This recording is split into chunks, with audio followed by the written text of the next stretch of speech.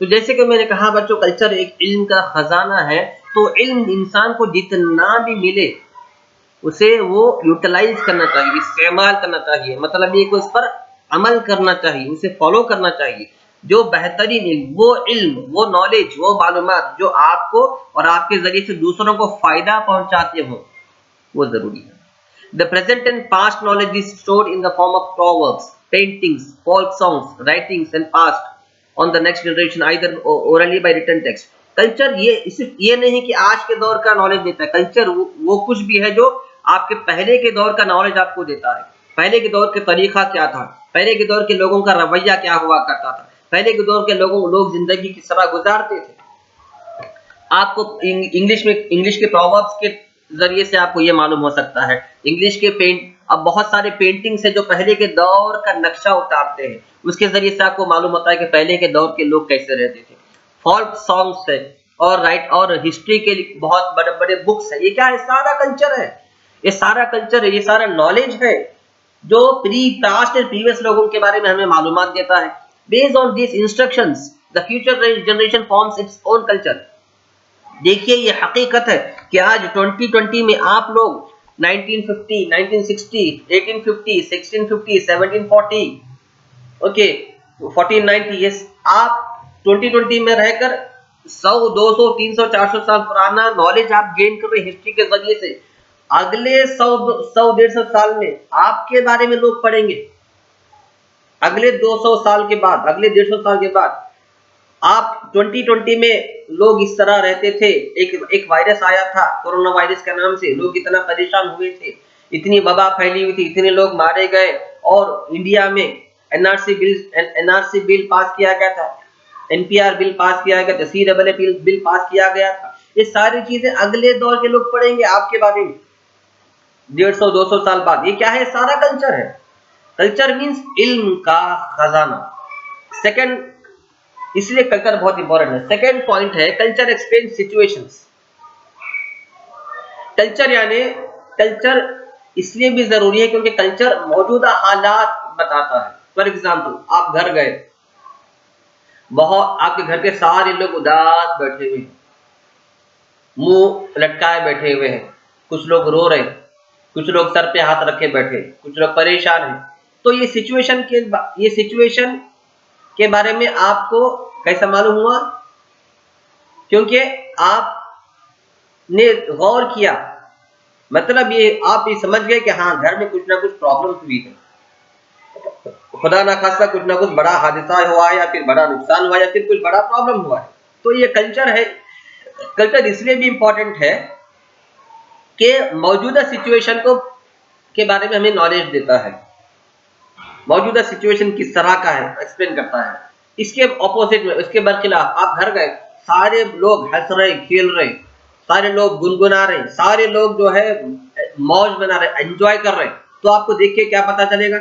आप किसी से पूछेंगे नहीं, लेकिन आपको ये मालूम होगा कि हाँ, कुछ ना कुछ अच्छी खबर है। आप किसी से पूछेंगे नहीं और आपको ना कोई बोलेगा, बस माहौल देखकर, सिचुएशन देखकर आप ये समझ जाएंगे कि हाँ।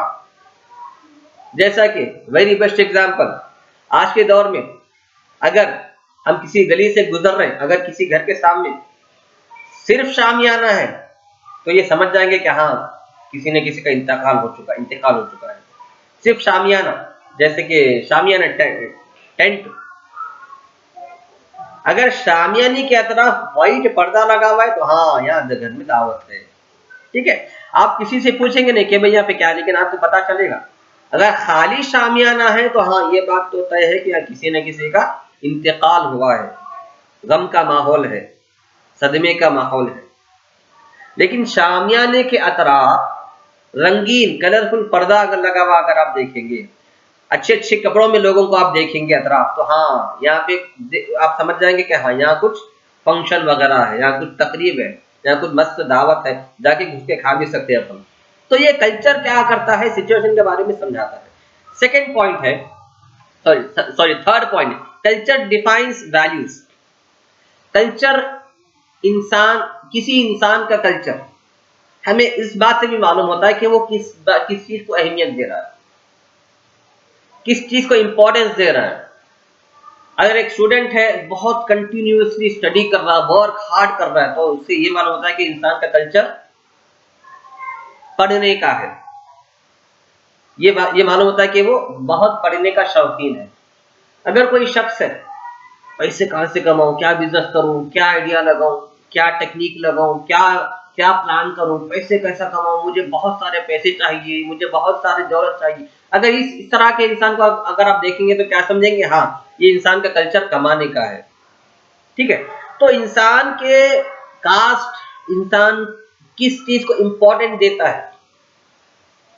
और एक इंसान है, आप देख रहे हैं कि भाई अल्हम्दुलिल्लाह 5 वक्त नमाज पढ़ रहा है, तिलावत कर रहा है, जिक्र अस्कार कर रहा है, दुरूद शरीफ पढ़ रहा है, तो आप कहेंगे हाँ ये इंसान मजहबी है, रिलीजियस है, बहुत पाकीज़ा इंसान है। आपको आप ना उससे पूछेंगे ना आपको कोई बोलेगा कि वो इंसान कैसा है, बस उसके बिहेवियर को देखकर आप बस उसके चीज़ों को वैल्यूज देने के तरीके को देखकर आप समझ जाएंगे कि उस इंसान का कल्चर कैसा है।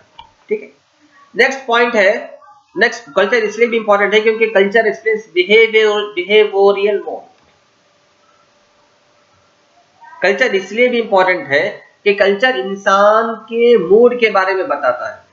ठीक है, फॉर एग्जाम्पल आप बहुत गुस्से में हैं, तो आपका मूड बहुत खराब है, आप गुस्से में हैं, तो आप क्या करेंगे, घर में जाकर बहन से लड़ेंगे, भाई से लड़ेंगे। ठीक है, मम्मा की बात नहीं मानेंगे, सिर्फ जाकर कोने में बैठ के सो जाएंगे या फिर एक कोने में बैठे रहेंगे। तो कल्चर क्या क्या क्या बताता है, इंसान के मूड के बारे में भी। अगर आप बहुत खुश हैं, बहुत बहुत बहुत खुश हैं, तो आप क्या करेंगे, आप एंजॉय करेंगे, टीवी देखेंगे या फिर बाहर जाकर आइसक्रीम वगैरह खाएंगे या फिर फ्रेंड्स के साथ खेलेंगे क्योंकि आप बहुत खुश हैं। तो कल्चर क्या करता है, इंसान के बिहेवियर के बारे में भी नॉलेज देता है। ठीक है, कल्चर इंसान के बिहेवियर के बारे में भी समझाता है। Culture provides aims and means to achieve them to human society.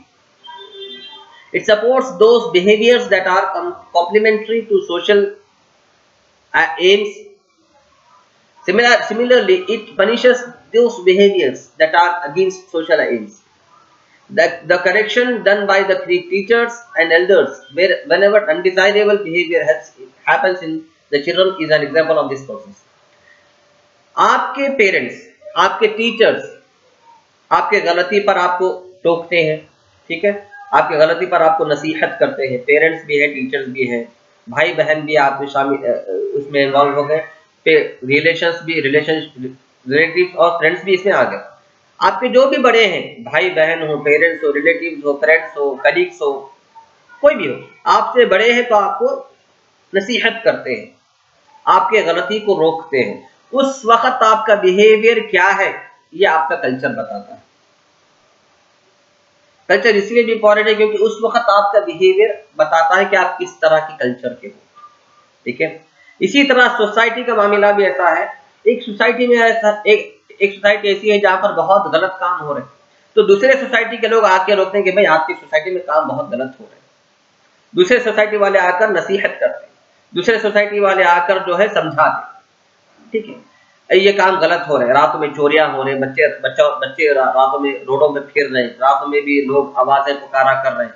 ठीक, ये चीजें दूसरे सोसाइटी वाले गौर कर नसीहत करते हैं। तो इस तरह से आपके पेरेंट्स, फादर्स, मदर्स, आपके रिलेटिव्स अगर आपको तंबीह करते हैं आपकी गलती पर, तो उसके बाद आपका बिहेवियर कैसा होता है वो बताता है कि आपका कल्चर किस तरह का है। ठीक है, कल्चर इसलिए भी इंपॉर्टेंट है कि इंसान के बिहेवियर का नॉलेज देता है, इंसान के रवैये का नॉलेज देता है। ठीक है, नेक्स्ट टॉपिक है बच्चों, relationships between culture and society. ये टॉपिक हम नेक्स्ट वीडियो में डिस्कस करेंगे।